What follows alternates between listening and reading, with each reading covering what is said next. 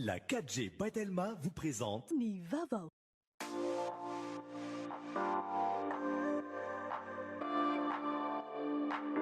Luxor, le plaisir du confort. Nulchano ni Fampalalambavo. Batimax, la qualité au meilleur prix. Vous présente Ni Vavo.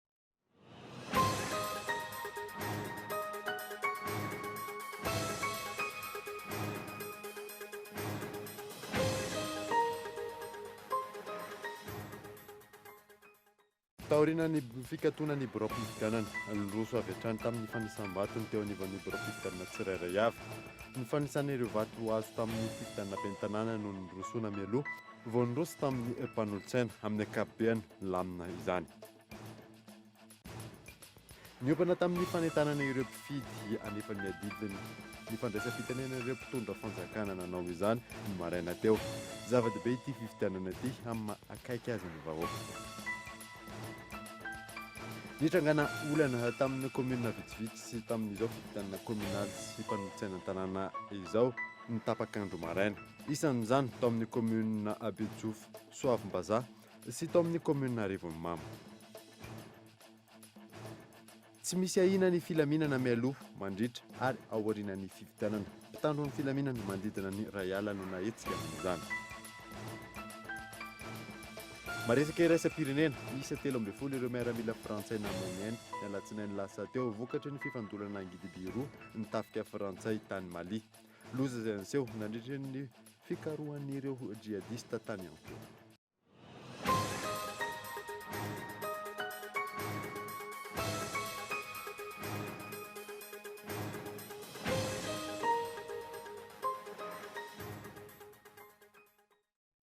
Finaritra tompoko lasy tompoko vavy fotoana vaovao eto amin'ny Kolodivika Manasanao ary anaraka izany hatramin'ny farany. Fantatsika fa fotoanan'ny fifidianana andron'ny fifidianana amin'ny ity androany ity efa nidy daholo ny birao fanatsahambato efa miditra amin'ny fanangonam-bokatra isika amin'ny teny izao eny amin'ny biraon'ny seni amin'izao fotoana izao Henri Florent izay hiditra amin'ny vatana atao anatin'ny fampalalama vaovao mentsika ny Henri Florent ny fitenenana.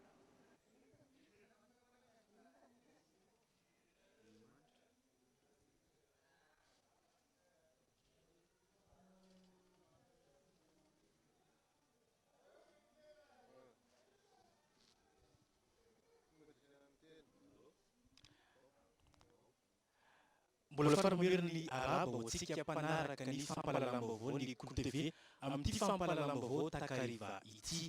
Aty amin'ny seny foibe etsy alarobia no misy ny mpanao gazety ny Kolo TV FM amin'ny takariva ity. Ijery zava-misy manao marina ny fandehan-javatra tamin'ity fifidianana kominaly tanterantsika tamin'ity fa 17 ny volana novambra taona 2024 ity fifidianana rososo no tanterantsika tamin'ity androany ity. Eo ny fifidianana kominaly ho an'ny fifidianana bentanàna eo ihany koa ny fifidianana mpanolontsaina ny tanàna. Eto akaiky indrindra madame Ravoaririna Anitra tonia mpanatanteraka lefitra eto anivo ny vaomiera maleo tena amin'ny san'ny fifidianana. Izay tompoko ny fisotra ny fifidianana kominaly tamin'ity androany ity. Tamin'ity androany ity ao Antananarivo manokana sy manerana ny Madagasikara dia nizotra.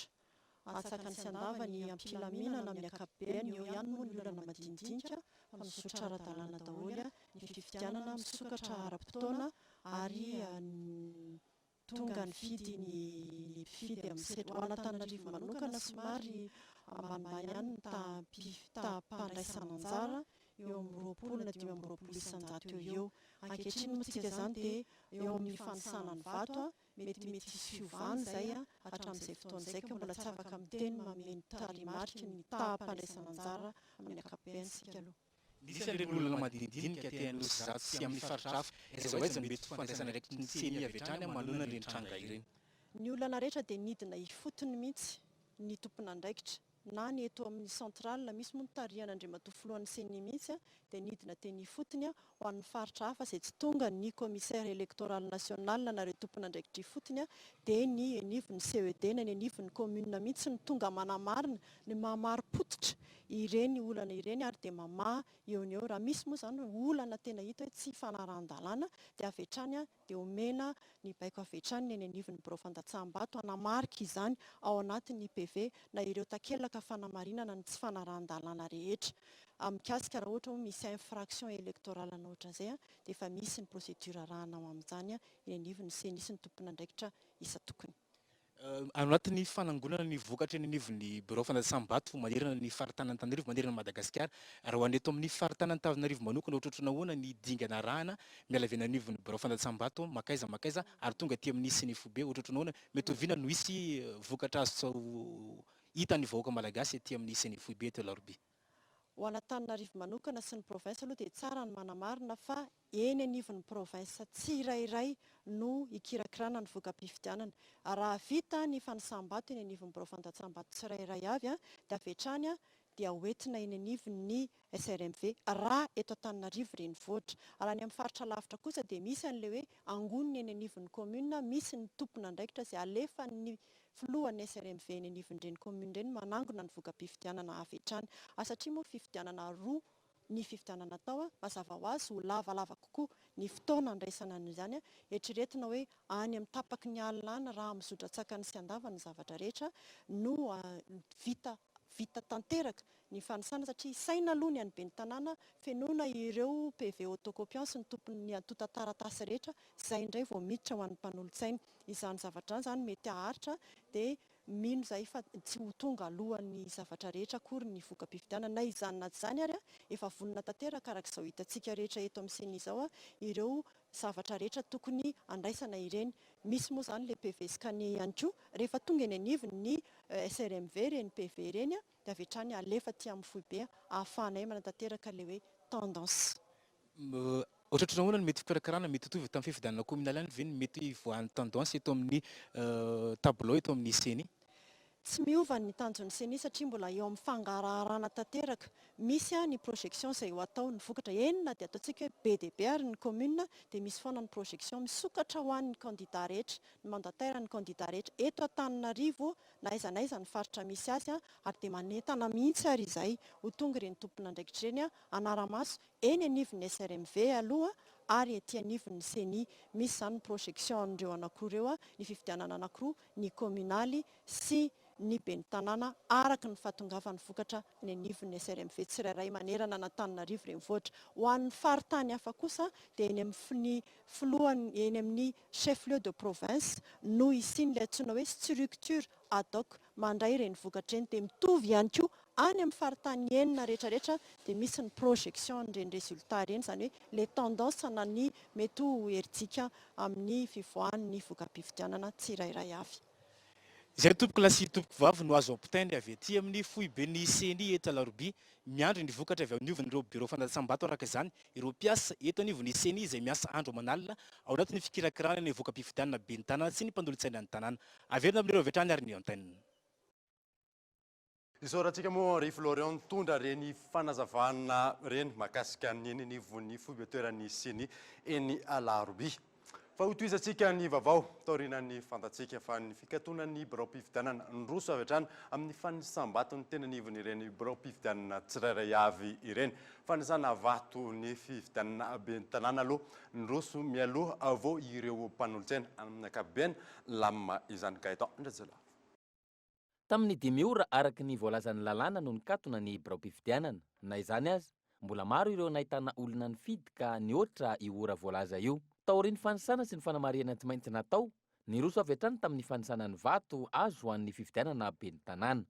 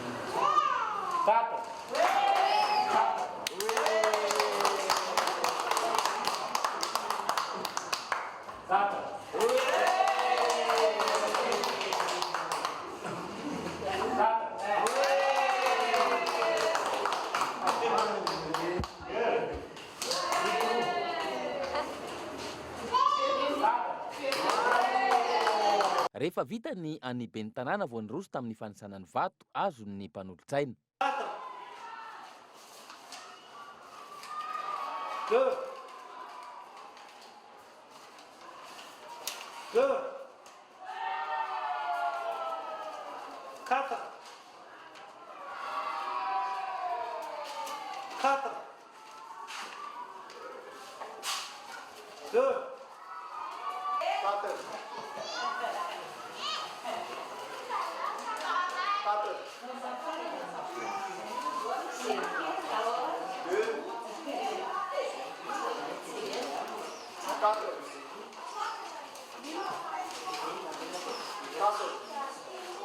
Amin'ny ankapobeny, ny lamina ary somary nangingina ny fanisambato tamin'ity fifidianana farany amin'ity taona 2024 ity. Ambany ihany koa ny tahampahavitriana raha mitaha amin'ny fifidianana farany teo. Tonga tamin'ny plateau-ny Cool TV amin'ity alina ity raha Arsaona Andry hitondra misimisy kokoa ireo ampahambokatra voarainy mpanao gazety evinivon'ny Cool TV FM ndahoary raha Arsaona Andry inavy ireo ampahambokatra voaray androany. Ny ampahambokatra voarayntsika aloha hatramin'izao ora itenenantsika izao zany amin'izao amin'ny 7 ora mahery izao dia ny tao anatin'ny fanisambato tao amin'ny fokontany Akorondrano mahery. Tao anatin'ity bureau fandatsaham-bato ity dia ny candidat Larana Faroa izay hitantsika amin'ny sary eo dia Andriamatorina Andriamasinora dia nahazo vato 920. Ny candidat Naina Andriamasinora kosa dia nahazo 190 tao anatin'izany fanasam-bato tao Akorondrano Andranomahery izany. Ny voarayntsika koa amin'izao fotoana izao dia tao anatin'ny Akorondranomahery ihany dia tao anatin'ny bureau fandanjaha-bato Larana Faroa dia nisy any Rinandriamasinora nahazo vato 170 tao anatin'ny ireo mpifidy tao atoerana zany. Ny candidat Naina Andriamasinora kosa dia nahazo vato miisa 70. Izany hoe mbola mitarika hatrany zany aloha ny candidat Naina Andriamasinora. Tao amin'ny bureau de vote Larana fahatelo izay iseho amintsika amin'ny sary eo dia Rinandriamasinora nahazo 270 ny vato azony ary 20 no azon'ny candidat Naina Andriamasinora. Tao amin'ny fokontany Andranomahery Akorondrano ihany dia ny bureau fandanjaha-bato Larana fahaefatra 70 no azon'ny candidat Rinandriamasinora ary 400 hitantsika amin'ny sary io ny an'ny candidat Naina Andriamasinora. Tao Akorondranomahery ihany bureau fandanjaha-bato Larana fahadimy 220 no azon'ny candidat Rina Andriamasinora ary 220 kosa no azon'ny candidat Naina Andriamasinora. Tao anatin'io bureau fandanjaha-bato ao anivon'ny fokontany Andranomahery ihany izay ao anatin'ny firaisana fahadimy no entona amintsika izay nahazo mibokotra aloha hatreto dia ny candidat Rina Andriamasinora nahazo 720 ny isan'ny vato azony, ny candidat Naina Andriamasinora 420. Tao anatin'ny fokontany Andranomahery ihany koa tao anatin'ny bureau fandanjaha-bato Larana fafito Andriamasinora Rina dia nahazo 220. Andriamasinora Naina kosa dia nahazo vato miisa 420. Tao anatin'ny fokontany ihany Akorondrano Andranomahery moa zany dia bureau Larana fahavalo nisy an'le bureau fifidianana Rina Andriamasinora dia nahazo hitantsika amin'ny sary io 420 ny vato azony ary 320 kosa ny vato azony candidat Naina Andriamasinora. Raha tao ny totalin'ireo tao amin'io fokontany Akorondrano Andranomahery ito dia ny candidat Rina Andriamasinora dia nahazo vato 420 sy 700 iary Lalana Davida ary ny candidat Naina Andriamasinora dia nahazo 20 sy 10. Zany hoe misy eo amin'ny elanelan'ny lisambato zany tao anatin'ireo bureau fifidianana safidy teo 230 sy 200. Santonany ihany io nentina tamintsika io fa mbola ho avy moa raha ampitso amin'ny fitorana sasany dia hiditra ao anatin'ny fandaharana sokoly tsika eto amin'ny fandaharana fampahalalam-baovao eto amin'ny Cool TV hitondra amin'izao vokatra bebe kokoa. tena toerana moa ny namana Henri Florian tena nivonseny mbola tsy ampy le vokatra na mipetraka tena tsisy ny vokatra tena azona mpitana fa ireo vokatra ireo no hitan'ny mpanao gazetintsika tamin'ity alina ity. Ankasitrany ianao Rarisona andro nitondra an'ireo mpambokatra ireo nefa ho toizantsika ny vaovao niopana tamin'ny fanentanana ireo mpifidy anefa ny adidiny fandraisam-pitenenan'ireo mpitondra fanjakana nanao izany ny maraina teo. Zava-dehibe ity fifidianana ity amin'ny akaiky azy ny vahoaka. Fanadidina avetrany ary. Tahaka ireo olom-pirenena rehetra tamin'ny 7 ora sy sasany maraina no tonga nandatsabato tao amin'ny lycée agricole Ambatobe ny filohan'ny République Andry Rajoelina Mivady. Zava-dehibe hoy izy ny andro anio ho an'ny firenena. Ny datin'andro androany moa zany dia voafaritra fa anehoan'ny vahoaka malagasy ny safidiny izay hitatana ny tanàna manerana ny Madagasikara. Noho izany dia zava-dehibe ny fifidianana atao androany satria amaritantsika ny olona izay tokony homendrika hitatana ny tanàna manerana ny Madagasikara. Ny tiako lazaina dia izao, zoantsika ny fidy ary adiditsika ny fidy. Noho izany dia tokony mandray ny andraikitra ny olom-pirenena feno taona rehetra aneo an'izay safidin'izay satria amaritra no avy ny tanànantsika ao anatin'ny fataony ny fifidianana izay ho atao androany.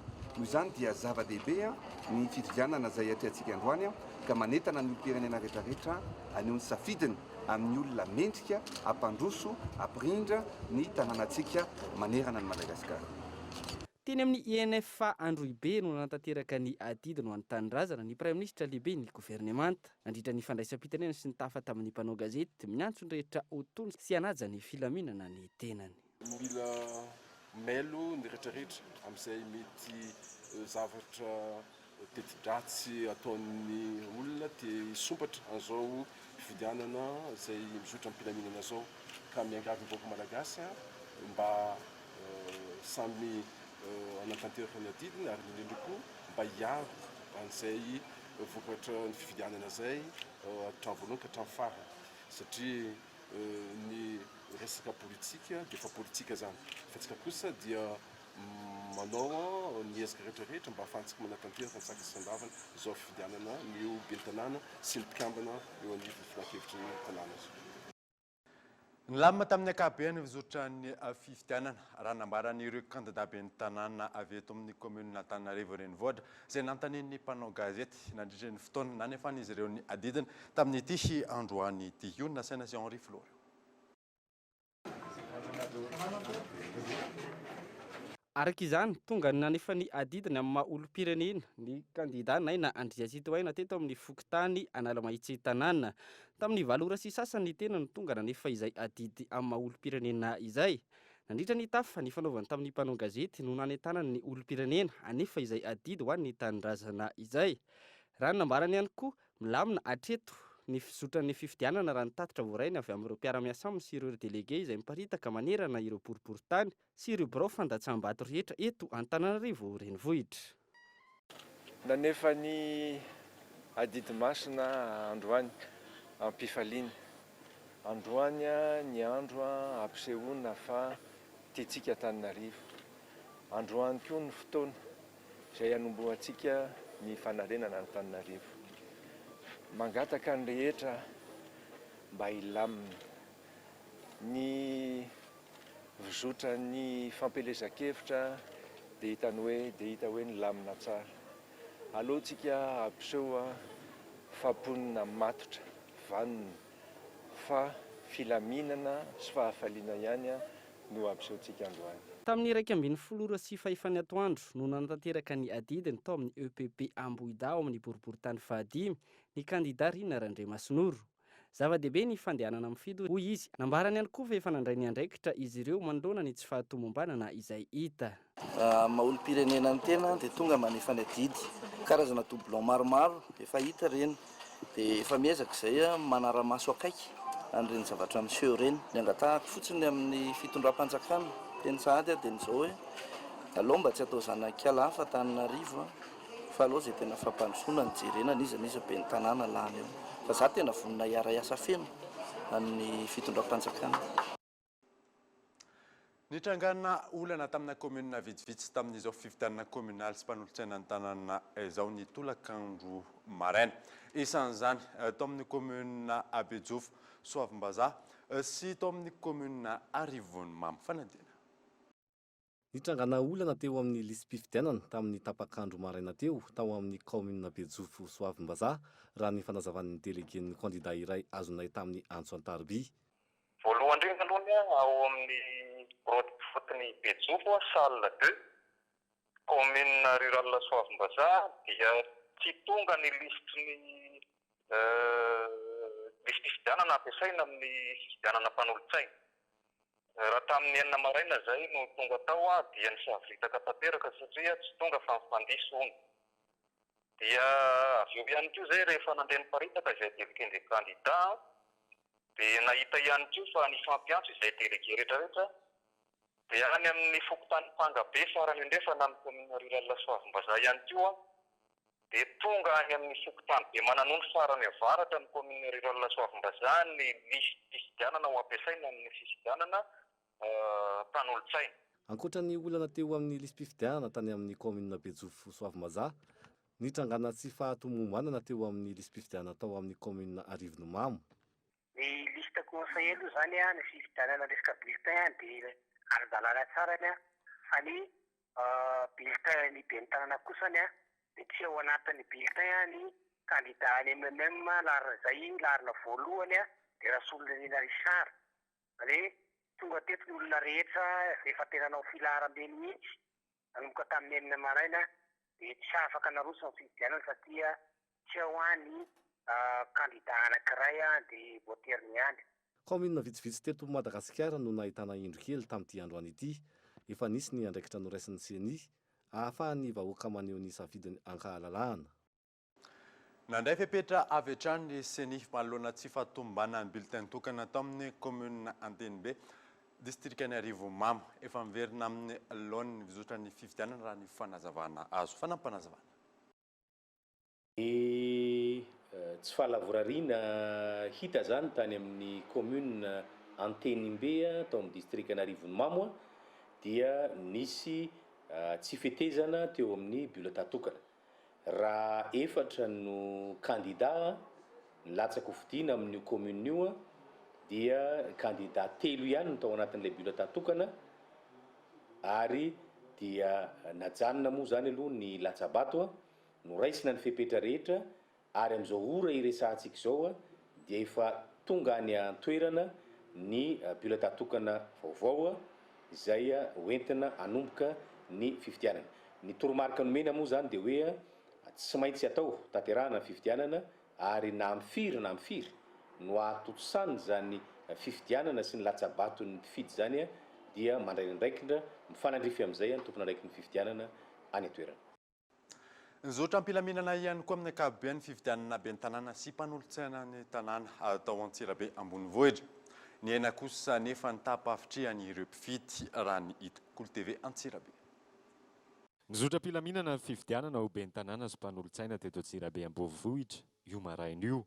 Tokony tamin'ny 10 ora maraina teo io ny fandalovanay teny amin'ny birao fandatsaham-bato teto Antsirabe na natanterahana ny fandrakofam-baovao. Birao fandatsaham-bato miisa roa no nasipijidihana tato anatin'ny distrikana Antsirabe voalohany, anisan'izany ny Fokotany Mazoarivo, ny Fokotany Miaramasoandro. Raha ny birao fandatsaham-bato tato anatin'ny Fokotany Mazoarivo Antsirabe avaratra dia hita fa milamina ary mizotra araka ny tokony ho izy ny fifidianana amin'ny ankapobeny. Ary mazoto ihany koa ireo olona manefa ny adidiny na dia nisy aza ireo endrikely maro samihafa avy any amin'ireo mpifidy toy ny fanadinoana ny kara-pifidianana. Natsotra ny misy manadino ny kara-pifidianana, misy very ny kara-panondro, ny salamizao dia tsy misy manazava ny tena dia manondro azy ny hoe zao no atao. Misy ny narany tsy hita mihitsy dia jereno anaty lista aloha dia manampy azy be dia be zay. Salamizay ny zavatra nampianan'ilay olona. Raha ho an'ny Fokotany Miaramasoandro manokana dia hita fa somary ny aina ny tapahavitrihana raha oharina amin'ny fifidianana ho solombavam-bahoaka izay natao farany teo. Ny tapahavitrihana aloha hatramin'izao ora itenenana zao dia hita mbola marefirefy satria ilay olona moa manana programma dia ngamba mirava avy any am-piasana any izy vao mamonjy manao adidy aty. Hatramin'izao aloha dia eo amin'ny 10% eo zany didy lehibe amin'ny maha olo-pirenena ny fandehanana mifidy ho an'ireo olo-pirenena feno 70 taona miakatra. Adidy fa tsy didy no mifidy ka dia hita na nefa ny adidiny avokoa ireo manam-pahefana maro sy olo-botendry eto amin'ity tanànana Antsirabe ity. Izay mamarana ny Kolo FM fa ho an'ny Kolo TV kosa indray mbola mitohy itsika miditra eo amin'ny fotoanany dokavatra tsika amin'izao fotoana izao orinan'izay dokavatra izay ahitantsika mahakasika ny fitandronan'ny filaminana amin'izao fotoanany fifidianana izao. Eo ihany koa ny fanehoan-kevitry ny Premier ministre lehibe ny gouvernement mahakasika an'ireo nosy malagasy rehefa avy eo ary.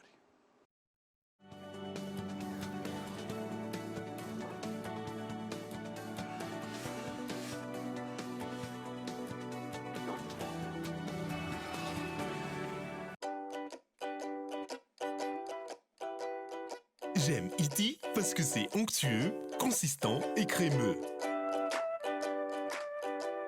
Pour le bien-être de mes enfants, je fais confiance au yaourt Iti pour leur apport en vitamines, protéines et calcium. Et c'est naturellement bon! Iti, c'est mon équilibre à moi, car j'ai besoin d'un aliment sain et nutritif. Yaourt Iti, le yaourt préféré des Malgaches. Attention, très très très bon. Yaourt Iti, naturellement bon.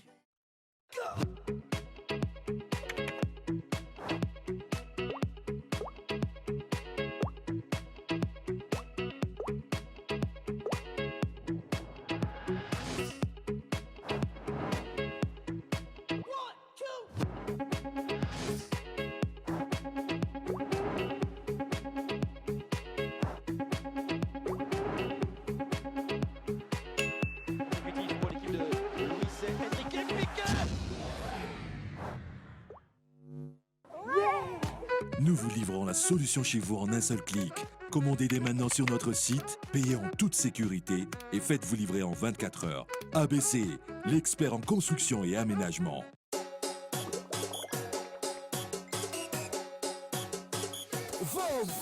Yellow Facebook Baka. Likez, commentez, publiez, partagez. Yellow Facebook Baka.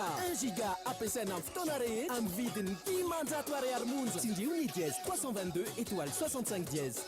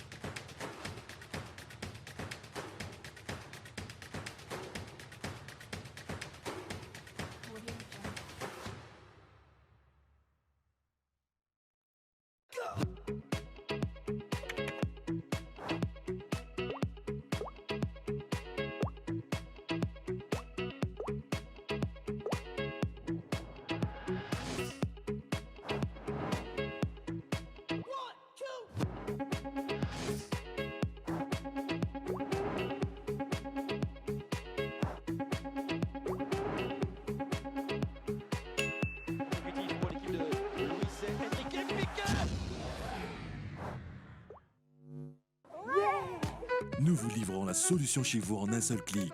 Commandez dès maintenant sur notre site, payez en toute sécurité et faites-vous livrer en 24 heures. ABC, l'expert en construction et aménagement. Geox, Puma, San Marina, Unisa, Tamaris, Guess, Minelli, JB Martin, Adidas, Fossil, Asics, New Balance et Ralph Lauren. Boutique Le Coin des Marques, un grand choix de parfums, montres, sacs et chaussures de marque. Alors, venez découvrir notre boutique Le Coin des Marques, des articles de marque pour hommes, femmes et enfants. Le Coin des Marques, à Faravouch, téléphone 033 71 848 68. Miverina indray ny tolotra goavana indrindra Black Friday fihenam-bidy mihoatra ny 10 isan-jato ny 7 novambra ihany ato amin'ny Shoprite.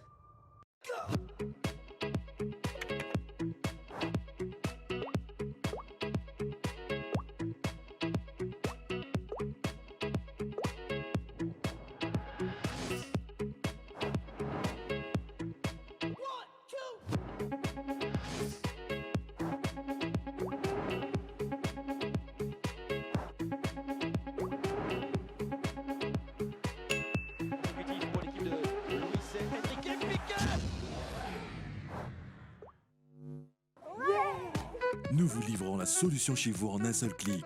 Commandez dès maintenant sur notre site, payez en toute sécurité et faites-vous livrer en 24 heures. ABC, l'expert en construction et aménagement. Le CNAM Madagascar vous offre une possibilité d'acquérir un diplôme international qui vous ouvre les portes dans le monde. Formant les plus hauts placés des administrations, CNAM vous propose plus de 658 parcours niveau bac à bac plus 8. Réussir, apprendre, innover. Les formations que nous offrons répondent aux normes du marché mondial du travail. Alors qu'attendez-vous pour investir dans votre réussite ? Faites partie des plus grands et visez plus haut. Apprendre au CNAM change votre vie. Yes, le CNAM.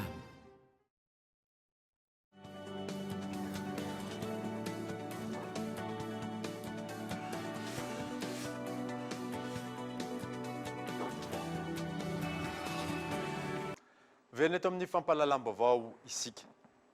Tsy misy ahinana ny filaminana mialoha mandritra ary aorianany fifidianana. Mpitandro ny filaminana manodidina ny ray alina no nahetsika amin'ny izany. Michela Renards. Mandritra izao fifidianana ben'ny tanàna sy mpanolotsain'ny tanàna izao dia mpitandro ny filaminana ray alina no nahetsika. Izy ireo izay hitandro ny filaminana mialoha mandritra ary aorian'ny fifidianana. Isa raha fehezina dia manodidina eo amin'ny ray alina eo izay miparitaka amin'ny toerana maro samihafa. Eo amin'ny 500 sy 500 eo ny poste de gendarmerie zany ahitana na brigade na poste fixe na ny poste avancé. Ireo olona rehetra ireo dia mandray anjara amin'ny fisafoana na ny fiambenana ireo toerana izay mety ho ahihina mety hisy ny fanakorontanana. Ankoatra ny fitandrona ny filaminana amin'ny ankapobeny dia hisorohana ny mety ho fioharam-pefy tahaka ny amin'ny fotoan-dehibe rehetra eto amin'ny firenena ho amin'ny ity fifidianana ity. Nahetsika ihany koa ary manamafy ny fitandrona ny filaminana ny avy eo anivon'ny hery vonintsitaitra. Fampiarana ny fepetra eo aloha mandritra ary aoriana ny fifidianana. Dia anatin'izay fandraisana fepetra izay indrindra no mahatonga anay eto amin'ny hery vonintsitaitra ny firenena mandray fepetra amin'ny raha ohatra ka isian'ny korontana aorianan'izay na mandritra an'izay na alohan'izay. Dia efa ataontsika hoe efa anatin'ny 12 andro talohan'ny nanomboan'ny fifidianana izahay nefa nandray fepetra amin'ny fanaovana ny fisafoana amin'ny manodidina ny bureau de vote izay eto manodidina ny toerana misy anay ity.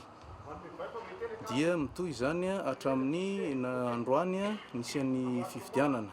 Amin'ny ankapobeny tsy misy ahinany amin'ny fitandrona ny filaminana mandritra izao fifidianana ben'ny tanàna sy mpanolotsain'ny tanàna izao. Ho an'ny androany saika hita teny rehetra teny ny mpitandro ny filaminana na teny an-dalana na ihany koa teny anivon'ireo birao mpifidianana. Zotra am-pilaminana ny fanatontosana ny fifidianana ben'ny tanàna sy mpanolotsaina ny tanàna amin'ny ankapobeny. Araky ny fanaramasin'ny totosain'ny sampana manaramaso ny fifidianana safidy sy ny vondrona eropeana miantarandriana.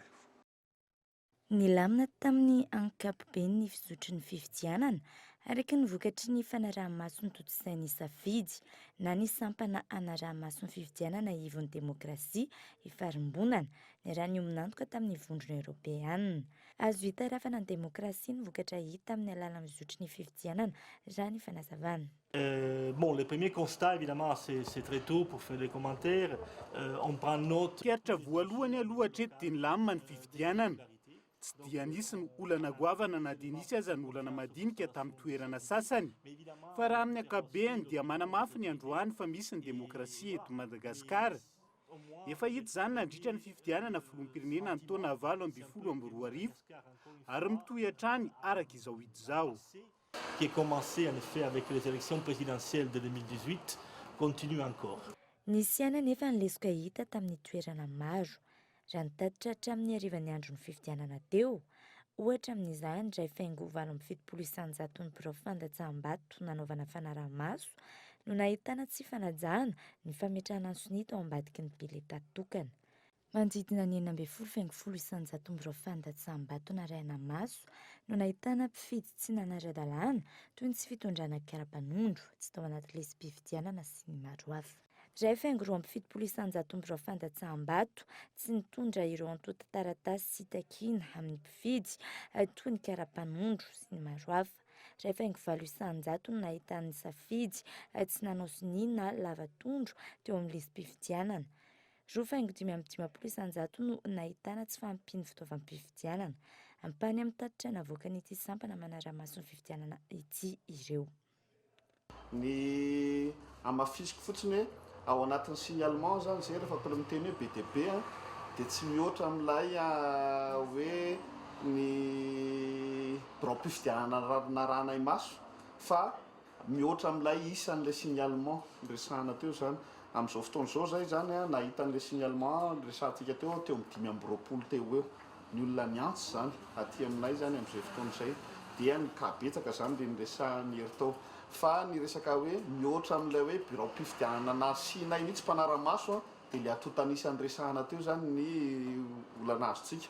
Zany hoe io atotanisy io azo lazaina hoe ambany nefa rehefa tena jerevanao ilay izy raha mihoatra amin'ilay fifidianana hafa teo aloha dia ohatrany nisy somary fihenany kely ihany ny kalitao ny fitantanana amin'ny fifidianana tamin'ity fifidianana communal ity zany amin'ny ankapobeny.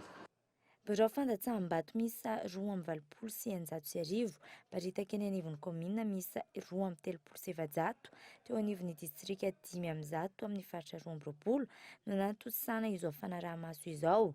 Ny sampana safidy izay tsy miankina. Lafim-baovao hafa kosa indray. Mbola nanamafy ny mahazava-dehibe ny fiverenan'ireo nosy malagasy aty amin'ny ranomasimbe andehanan'i Madagasikara ny praiministra lehiben'ny gouvernement tamin'ity androany ity. Antsoava araka izany no nataony ho an'ireo izay rehetra manana tahirin-kevitra hanatrika ny fankakevitra nasionaly ny fasivy hatramin'ny faha 1 ny volana desambra ho avy izao. Fanampanazavana.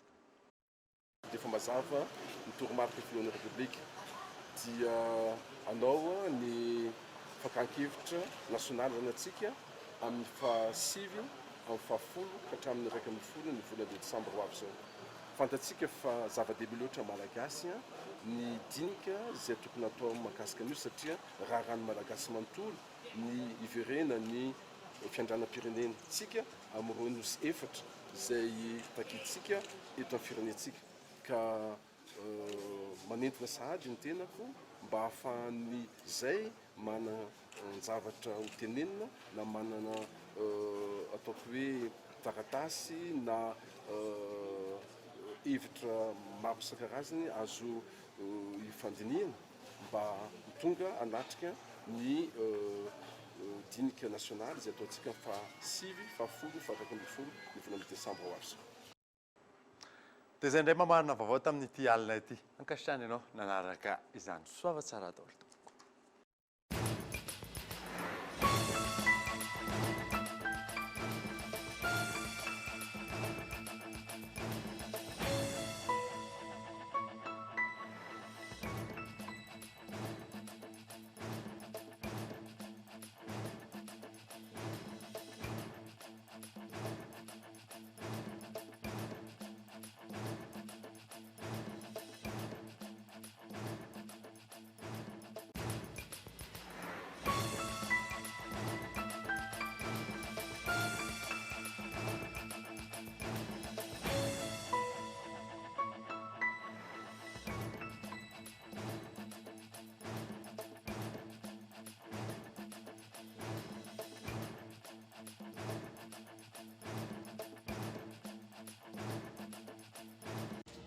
Batimax, la qualité au meilleur prix.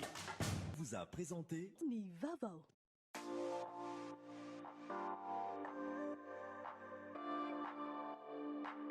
Luxor, le plaisir du confort. Nanulchanoto ni Fampalalambauvau. La 4G by Telma vous a présenté Nivavo.